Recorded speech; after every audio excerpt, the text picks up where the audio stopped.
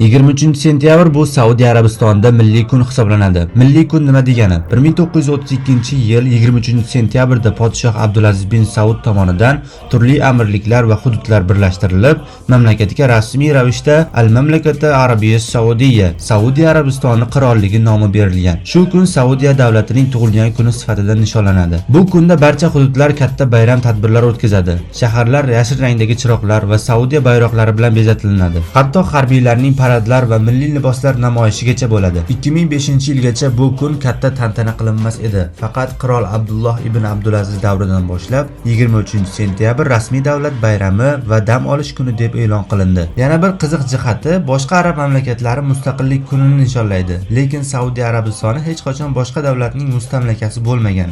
Shu bois ular birlik kuni, ya'ni qirollik sifatida tuzilgan sanani nishonlashadi. Bayram kunlari jamoat joylari, binolar, ko'chalar, hatto minoralar yashil rangdagi chiroqlar bilan yoritiladi.